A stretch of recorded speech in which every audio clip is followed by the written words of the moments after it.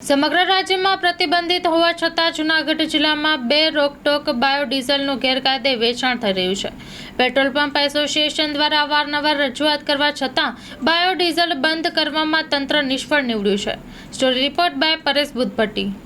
Govindbhai Ram, Junagadh petroleum association Junagadh.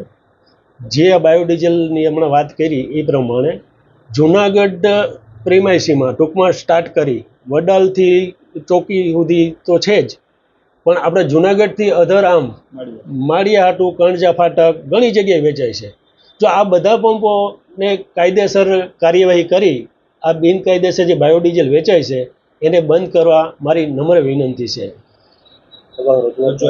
અગાઉ રજૂઆતે કરેલ છે, ઘણી 4-5 વખત રજૂઆત કરેલ છે, પણ એનું કોઈ નિરાકરણ આવેલું નથી. જેમ જેમ રજૂઆત કરીએ ને એમાં આ ધંધાને પાવર મળતો એવું લાગે મને તો.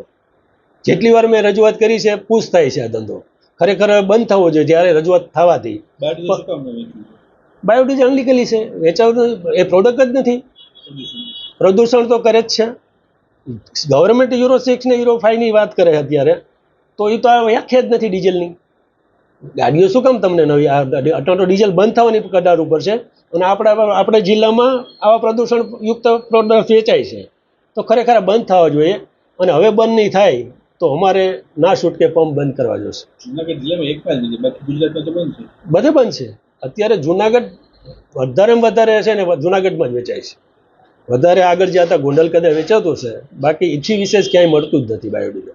અને આપણા જિલ્લામાં શું કામ વેચાય ને એ મને કંઈ ખબર નથી. કાં તો પછી આમાં કોઈનો મિલીભગત હોય અથવા તો કોઈનો હાથ હોય તો જ આ શક્ય છે, બાકી શક્ય નથી. બાકી હાઈવે ઉપર આમ બેફામ બાયોડીઝલ તમે વેચી જ ના શકો.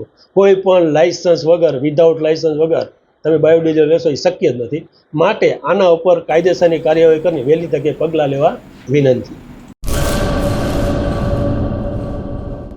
લોન પર ફોન 15 વર્ષ જૂનું ગુરુ મોબાઈલ એન્ડ ઇલેક્ટ્રોનિક્સ.